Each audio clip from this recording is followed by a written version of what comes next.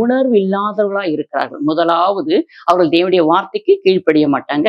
இரண்டாவது, அவர்கள் உணர்வு இல்லாதவர்கள். அவருடைய இருதயம் எப்படி இருக்குன்னா இருளடைஞ்சு போயிருக்கு. உணர்வு இல்லாதவர்கள், சகலவித அசுத்தங்களை நடப்பிக்கிறவர்களா இருக்கிறார்கள். மூன்றாவது, காம விகாரத்துக்கு அவர்கள் இருக்கிறார்கள் என்று எழுதப்பட்டு இருக்கிறது. அதே போல நீங்களோ இவ்விதமாய் கற்றுக்கொள்ளவில்லையே. அப்படின்னா ஏசப்பா நமக்கு இவ்விதமாய் கற்றுக் கொடுக்கவில்லை. அவர் எப்படி கற்றுக் கொடுத்திருக்காரு? நமக்கு ஒழுக்கம், பரிசுத்தம், உண்மை அப்படின்னு நமக்கு அந்த நல்ல பாதைகளை நமக்கு கற்றுக் கொடுத்திருக்கிறாரு.